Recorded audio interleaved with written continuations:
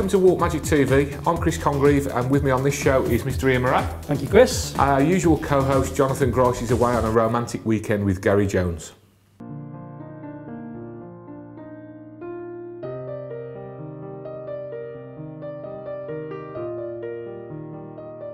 And our special guest on this show is Mr. Stephen Leathwaite. He looks a bit miserable, doesn't he? I'm afraid so. It's that flat cap, I think. Yeah, it makes him look like he's frowning. Right, Steve, only joking. Okay, so let's get into our first product review. Ian, what do you reckon? Okay, this is a trick by Cameron Francis. It's called Nothing But the Truth. Really commercial lie detector trick. I know we've both done it, as has Gary Jones. More on that later. But let's look at the trailer.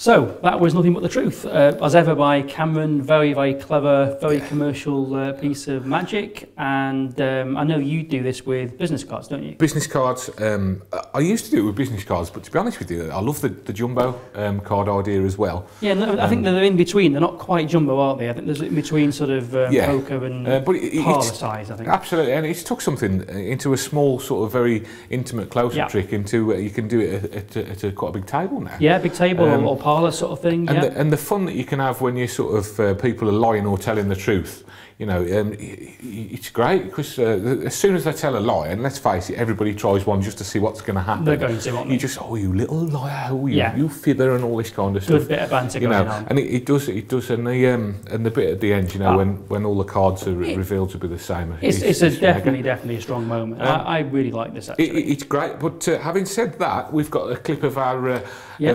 magic buddy. Absolutely. Mr. Gary Jones. So let's Magic have a look buddy at, and mentor, yeah. And mentor and dad. Let's have a look at Gary performing this out in the trenches, in the real, as they say, in a pub. Enough cliches, in the pub. Yeah, that's probably about right. Watch. Have you ever seen the TV programs where they have a lie detector? Yeah. Well, I'd like to show you a trick, which is a card lie detector, and it's never ever wrong. 52 different cards. Can I ask you, as you got your bad arm, as I cut the card, say stop? Stop. Oh, you stopped there. Would you take this card, please? I want you to look at it. Would you also show it to the camera? And show it to everyone. Have you done that? That's great. And just put your card back into the pack. So you have a card. You all saw the card. These cards are going to help me find the card that you selected. This is a card lie detector. I want a few of you to, I'm going to ask a few of you some questions about the actual card. You can either tell the truth or you can not tell the truth, okay? So it's all in fun, it's all in fun, it's all in fun, okay? You can tell a fib if you want to, yeah. So in the first question I want to ask you, is it a red card or a black card? You can lie or tell them.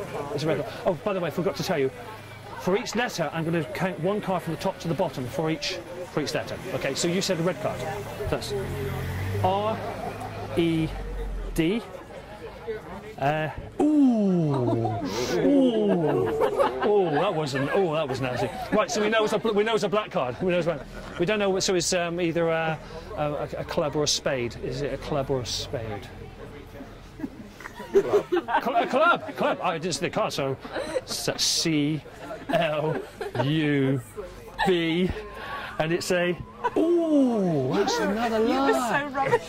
God, yeah. I mean, I don't need a card so like that. Okay, so we know it's a spade. We know it's a spade. No, we need to know whether it's a high one, a court card or a spot card. Was it a court card or a spot card? What does that mean?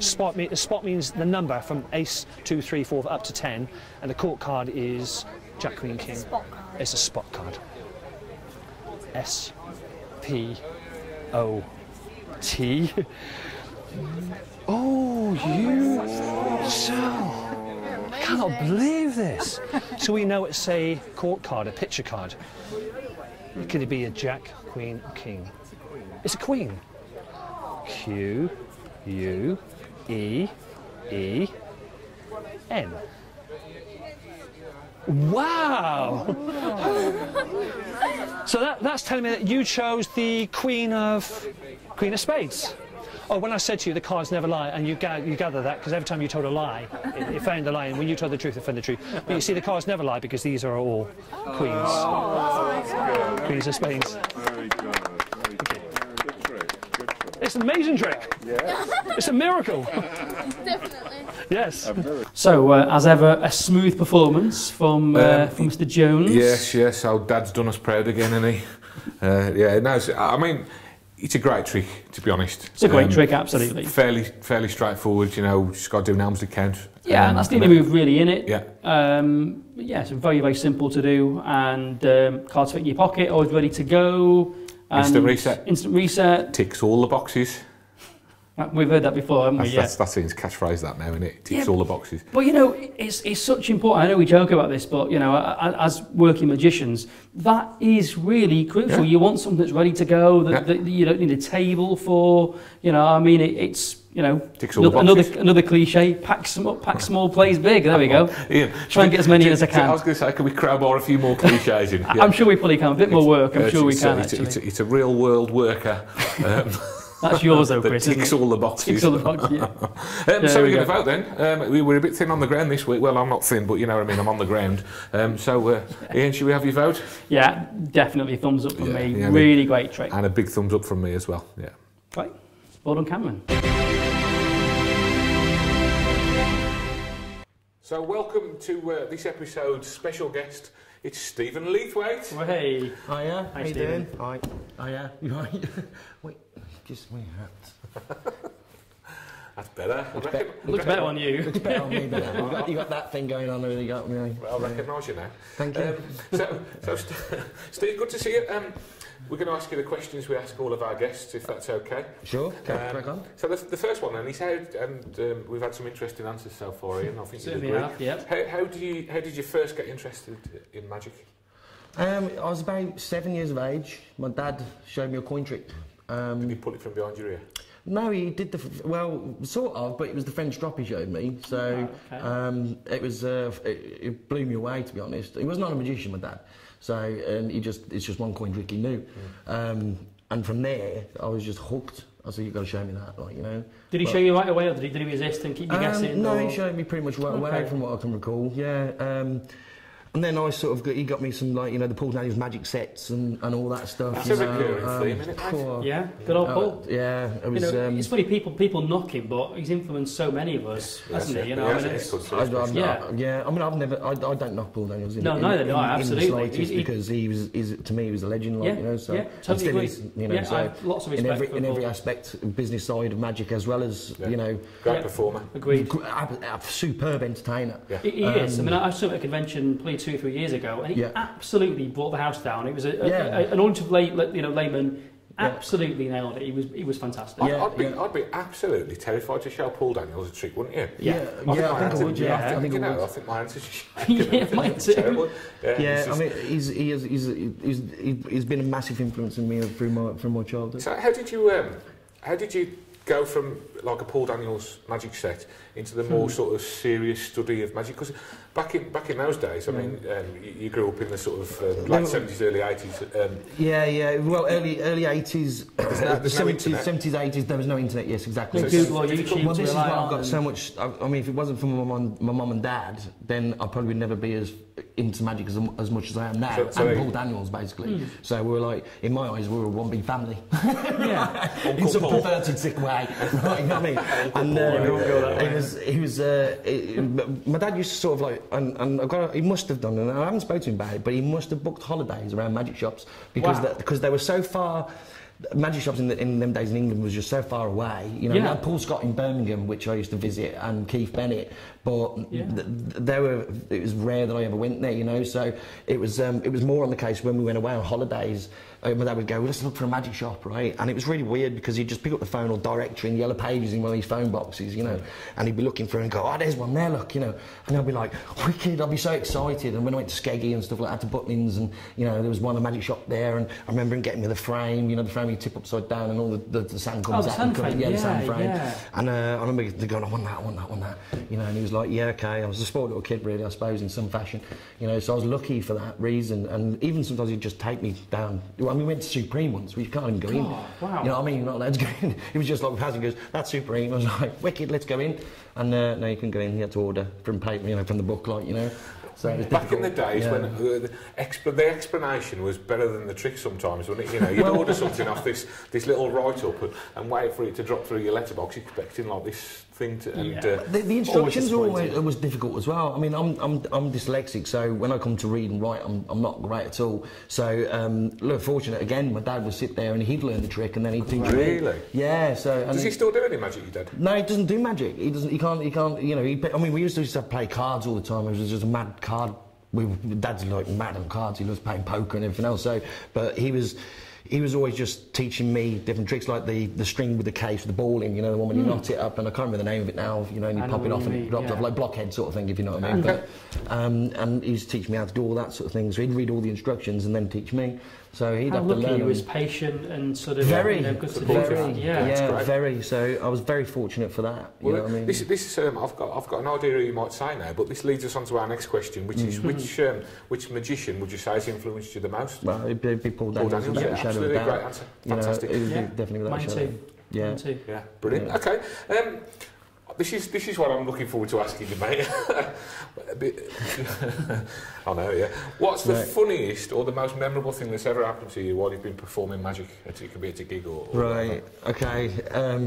Well, when you go, when you're starting as a kid, you go through and then you start trying to go into the professional side of it, where you do all sorts of gigs, from children's, clowns, you know. I went for all of that, and then I also did the old people's homes as well. You know, me too. Yeah, and good venue for learning that. Right? It was brilliant. Yeah, it was brilliant. It was good. It was interesting. It was very interesting. Well, the thing was, my assistant that I had, because I used to take some stage stuff with me as well, strangely enough, just to try it out. You know, I had like the guillotine, and sometimes I had like did you used to dance around the floor and stuff? Like, you know? Well, it was because it's more children's magic that I was using, if you know what I mean. So more visual, colourful sort of things. Okay. And I remember my assistant that I had, who's usually was my girlfriend at the time. We split up, and sorry, I didn't mean to bring that up. Right, and I'm bad. Sorry, I'm hitting the mic now, so you'll probably get that. And the thing that I used was the one with the blocks in the tube.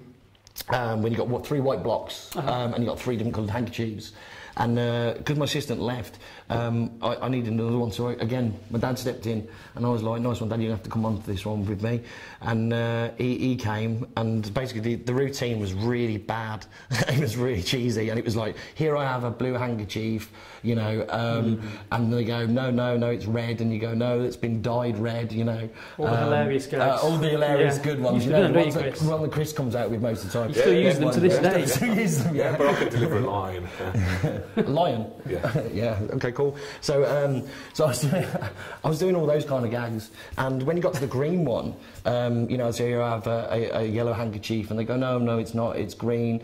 Well, with the red one, my dad would charge it with like a ball, so I'd do this sort of thing, right, you know, and then he got to the green and said, behave yourself and whatnot. Then when you get to the green handkerchief, you'd turn around and say, here, I have a yellow handkerchief. They'd say, no, it's green, and then Dad would snatch it off and then blow his nose into it, like pretend to blow, like this, and you'd go, now you know how it's been dyed green, right? So you can imagine what's going to happen. He actually took it off, and my dad does have a sinus problem, and he's gone, and he's just literally blew his whole nose into it. And now, growing up with your parents, you know what your dad sounds like when he's breaking wind or he's snotting into an handkerchief, you know what I mean? So, and I just heard his nose empty into this green handkerchief, and I'm sitting there, and I've gone, now you know how it's been turned green. And I just looked, and he's just holding his handkerchief, and his eyes are wide open, and I've gone, and he's gone like this. So he's exit stage left. right? And all I can see him, and so I've gone right next, so I've got another block, and at the time he's literally wiping all this stuff off the handkerchief. And I'm like, I haven't got another one, you know, so, and he's brought it over and it's just this patch, and I'm like, just swallow it and do it, you know, so I just basically... Not literally. Not literally swallow it, no. I was like, Dad, what you like? You know, put it on the block, put the tube in, tip it up, and then shake it out. Question off next month. Shake it out, and it's 10 green. So. Thanks for that. Let's move along, shall we? Beautiful, isn't it? Swiftly on. Yeah. So everybody's got a go-to trick, yeah? Yeah. Someone comes up to you and says, oh, you're a magician, show us a trick. Or you go up to a group, you've only got time to show them one trick. Right. What's your go-to trick? Do you want to show, can you show us?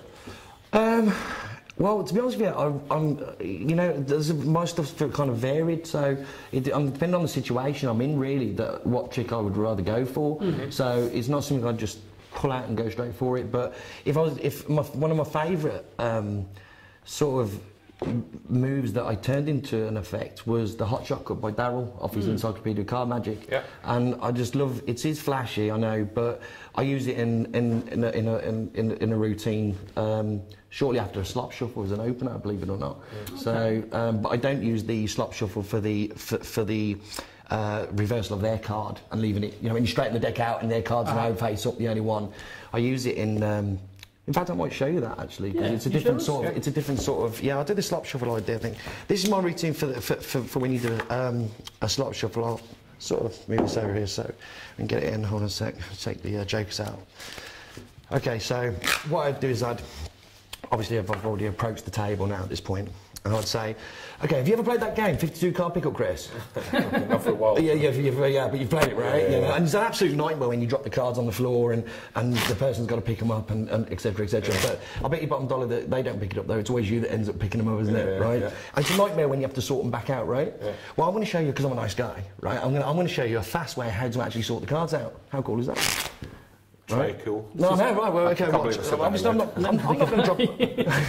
I'm not going to drop them on the floor right now because the camera won't see it or anything. But what I'm going to do is, you might have to stand up a sec, right? What I'm going to do is I'm just going to get the cards and give them a mix up like this. So some are face up, some are face down. You go all different ways like this. There you go. These are brand new decks, they're a bit more slippy. So some are face up, some face down. You know yourself, it'll take you ages to actually sort them back out, right? This is where I teach you how to do it really fast. What you're going to do is, all you're going to do is just click once, turn it over, click twice, and job done. Every single card goes back to normal. Isn't that cool? You'll be able to do that when you get home now, right? Yay! No. Yeah, no, I didn't think you could. Right? Okay, right. So yes, this is just a real simple version, but if you listen to the psychology of it, you know, with the slop shuffle, you've got the bend, where you have to bend it first, right? This gives me psychological reason for bending the deck. As I turn around and say, you know, 52 cards in the deck, have you ever played 52 card pickup, right? So now I've got my arc in it already, so I don't have to do the bend first and look a bit more suspicious. It's also, I think a lot of people have played that game, 52 card pickup, and usually I get the response of, I don't want to play that, you know what I mean, right? And it gets a bit of a giggle. You know, we've all seen it. So now they've got an understanding of what the game is. And then by shuffling the cards and then re-straightening them back out again, I don't necessarily think you need to have that card, of their card, reversing back again if you go to Madrid. Do you know what I mean? It's just like, they'll go, wow, I've sat there many a days, you've installed in their head, and they've got that remembrance of when they're doing this for ages, sorting them back out. That's the thing they have, whereas the normal Triumph, you've got, you know, the gambler or this guy shuffled the cards upside down. They can't relate to that, but I think you're right. It's simplistic, I know it's simplistic. It's very simplistic, and it's quick visual. It's quick visual. Well, that's why it's an opener. It's to the point. It's visual. It's fast. You're delivering something to them that then they know what you're about to perform. You know they know where you're going. I noticed when you did the slop shuffle, you did it slightly differently to what I've done before. It looked, I don't know what you did there, but it looked a little bit more haphazard than normal. Was it just? I think Leonard Green does it this way. What it does is it gives it more of the rotations, the both hands turning, that's what and the combination of this. This really sells it. But the big movement as well is what sells it. The slapping it down, doing the rotation, etc. And because you've not got to deal with the selection, you don't have to put that single card back on top. You don't have to. No, that's right. Nice. But it's all logical because we've all dropped cards on the floor. We all know what it's like to actually to pick them back up and try and sort them out, and it takes a long time. And the spectator you're performing to is exactly the same.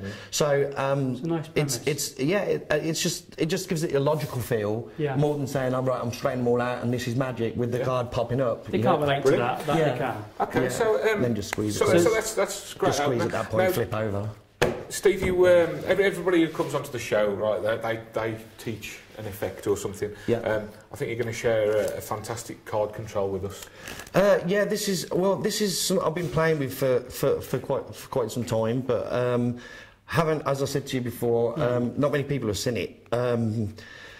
But I don't know whether it's mine or not. I don't know how original it is, so I've got to research into it. But we certainly haven't seen it before. No, definitely not. And if you've not seen it before, then I'm willing to share it if you want to see it. Brilliant. Love to. Thank you. Okay. If you don't mind. All right. No, that's all right. There's another version. As I showed you, there's a second part, which is a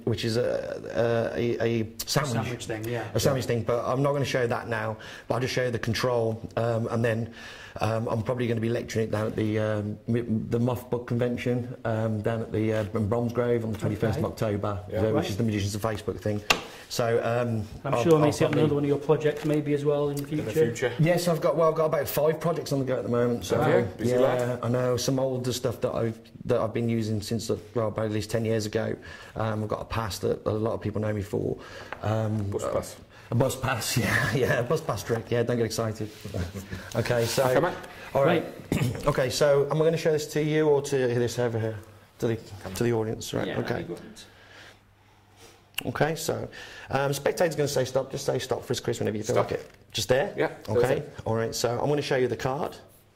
All right, I'm also going to show you it as well. Got it. Okay, you could have stopped me further up the deck, so a bit further up here, say for instance like the 9, the 10, or the 10, the 9, the Queen, the 8, the 2, the 3. You could have stopped me anywhere basically, right? Anywhere into this position, right? So your card's lost in the centre here. What I'm going to do is literally just pull the card straight way through to the top. You've now got the 8 diamonds. Is that your card? Nice. Yeah. Brilliant. Okay, so... Lovely control there, mate. Very nice. Very, very nice. So there's a control with obviously the Ben Harris super flip move at the end there, just for effect. Okay, so... but the actual control can be used for a lot of... Well, it's just a control, so it's just a return back to top. So you can use it for whatever you want to use it for, basically, whether you're going to one-handed palm it off into pocket or whatever you want to go. So what you're doing is... I'm going to show you this now. Let's get her stand up again. You're just going to riffle down the pack and just say stop. Okay, you're going to get into, obviously take the pack off to show the card. Yeah. As you come back, you're going to get a pinky break. Okay, then you're going to, with this hand, you're going to hold it in this sort of grip. Yeah. Okay, get a shot of that. Okay, as your thumb is going to rotate round the back, and flipping the packet over. All right. As the packet comes down, I'm going to slightly turn this so you can get a better angle. You're going to catch sort of another break. So you've got sort of two breaks inside there as you readjust. Yeah. Okay. You're going to readjust and catch a thumb break on that particular card. Okay. Right. So what's going to happen is you're going to peel off the card and say the top card and steal this one out. So it's kind of like a biddle steal, isn't it? It's got a bit of steal. Yeah. Yeah. Right. So as you're pulling this card off, you're going to say to them, you could have stopped me on the one card higher or even further down the deck. Yeah. Anywhere down here. At this point, right? Right. Now what you're going to do, I'm going to sort of tilt the deck this way so you can get a good shot of this. Maybe like a side view of this, you think? Yeah, okay. Maybe so that this way? Yeah, I think that'd be good. So what you're going to do is, if I just, I'll switch to that in a second, you're going to push down on this card, because this might be buckled out slightly at this point, right? Because you've got quite a big break at the back here.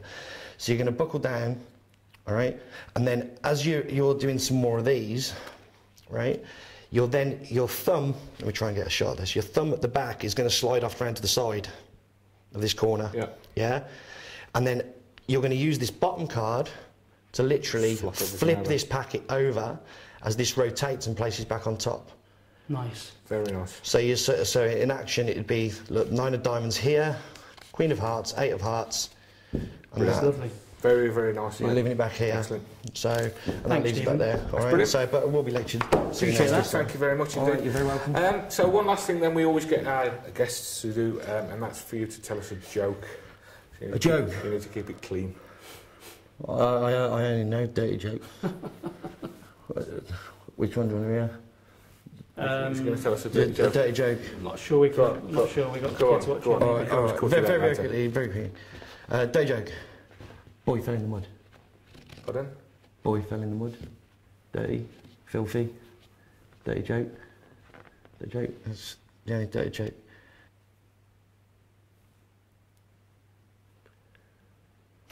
Okay, thanks for that, Stephen. You're welcome. Thanks, Stephen. We'll ask you again. So, our final product on this show is Sean Farquhar's Torn to Pieces.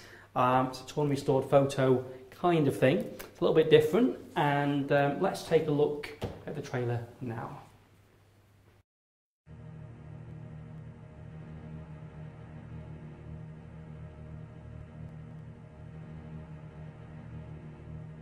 Oh my God, that's really weird. It's really weird.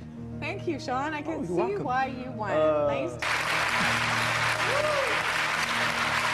Very impressive, Sean. Thank you so much. I'd like to thank Edward Norton, Jim Parsons, Nick Patera, Sean Farquhar. Very impressive. I'll see you tomorrow, everybody. Bye-bye.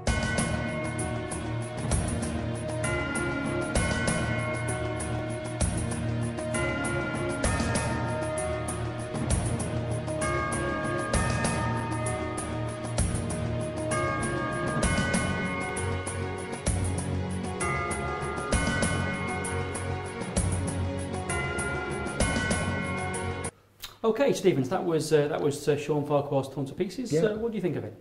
I really like it. I think it's very commercial. I think it's well doable. I think it's strong on the spectator. Yeah. It's definitely got merit to be used in a working environment.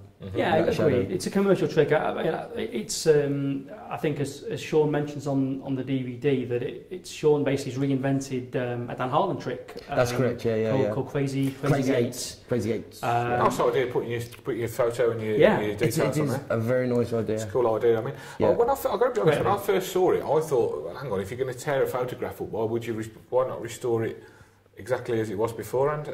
Until I saw it performed by Mr. Jones, and you'll be seeing him performing it in a minute. Yeah. It's good. It's really good. And, it's an impossible. Yeah, exactly. For them to keep with your details on, your name on. Well, you mentioned Gary. Let's take a look at Gary's performance, because actually Gary's got a nice little handling of the trick, which we may well teach one of these days. Yeah, and cool. If you watch the performance, you'll see for yourself. Yeah, so over to Dad. See, what we're going to do, we're going to show you another. Right, we're going to come back to that in a moment. I want to show you something. When I joined the Magic Circle, I had to have my photograph taken. You know, like you have on your passport. At the prison? Yeah, at the prison. Yeah. Thought I've seen you before. And these are my passport or my Magic Circle photos. Okay, I've just had a lot of them done. That's the Magic Circle floor, and these are my initials: Gary Richard Jones. It's Spanish.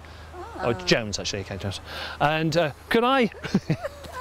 I'm glad you got that. Can I ask you to write your initials just here for me? Okay. So if I just fold that up, I want you to put your initials nice and big, just there. Okay, there you go. J.R. That's back on TV again, isn't it? Yeah. What a coincidence. Now, when I was at school, my favourite subject was art, and it still is. I still love art. And I wanted to create some magic and combine that with art. So I'm going to ask you now, sorry, what's the J stand for? Julie. Julie. Julie, what does this look like I'm actually doing? You're tearing... Tear it in half? Yes. Yeah, okay. And tell me, what does this look like I'm doing now? You're tearing those halves into four pieces. pieces. Now, if I put these pieces back together again, that would just be like another magic trick. But I wanted to create a piece of artwork. And the way I do that is like this. I'm going to see the pieces here, see your initials still here? Watch, if I just... That should be enough, just enough. Watch. I am going to put the pieces back together again. But I want to leave you with something very, very unusual. Watch. See, not only have I put the pieces back together again, you may notice the outside is on the inside, and I changed the position of every single piece. Oh. And that's your initials now facing inwards. They were a moment ago facing outwards. And there you go. Have that as a souvenir. Thank you. Wow. That's very good. So that was Gary's performance of it at his favourite pub. Yeah. Gary in a pub? No, never. Can't believe it. No. So I think it's time to vote. So Stephen, what do you think? I know you like the trick generally. I'm going to give it a thumbs up, definitely. Okay. Yeah, it's a thumbs up from me. Thumbs up from me. Thumbs up from me as well. So full house. So well done, Sean. while we've got you, it would be rude not to talk about the products that you've got out on the market. Right. So, yeah, you just want to tell us a little bit about them? Yeah, well, I've got 3 now. 3? Yeah, 3, yeah. I wished I'd have bought some with me. I could have showed you some. I know. Oh, hold on, where? Oh, look at that! Look at There's one there. Where's that? There's one there. So, right, that's torn, twisted, restored. Yes. Yeah. Okay. Basically, it's where you rip a card in half after they've signed it, turn it face down, so it's the opposite way, as you can see on the picture, like so. There's that like so moment. Right. Happens all the time. So it's such a lot. And then you basically restore the card into that position, basically that fashion. Okay. So then you've got Lethal Weapons. Yeah. This is an RSV product. It's over 2.5 hours of footage on side of this one. This has got the flip-flopping, snap revert, a lot of controls, a very close-up section. So there's a lot of material on there, really. Not just the tricks either, but it's also got disposable as well. I was going to say great lighter trick. The trick everybody knows about is the lighter. Yeah, see, that's the thing. It is on there, but it's not the main. No, there's lots. It does appear to be the main subject, but there's a lot of other stuff on there more than that. But there's 3 different versions of the lighter effect. So the one where you crush it, one where it's just a vanish, which is equally as effective as the crush, to be fair, which is the one I use most of the time. Then there's another one where you've got a little piece in your hand at the end, but it's all on the DVD. But yeah, but that's just that section. But there's lots of other stuff. There's a lot of controls in there, like the transformer control, one-handed deal, etc. So there's a lot of material. I like that card matching thing as well. You've got the Spectator. That's right. Yeah, Triplets of Fate and Kindred Spirits. Yeah, there's the 2. Thank you. Nice. And then we've got the Spiral Principle of Core, which is my first release. So yeah, so that's the other one. Yeah. Brilliant so stuff. And they're available from? They're available from obviously these retailers, but also my website as well, which is www.lethalweapons.co.uk, but lethal spelled Leathal. Ah, so you did that. Yeah, plough words. Oh, yeah, brilliant stuff. Well, we're out of time. Just got time to say thank you to Mr. Stephen Leathwaite. Thanks, guys. Thanks for having me. Fantastic Cheers, stuff. And from me and Ian, it's goodbye, and we'll see you on the next show. See ya.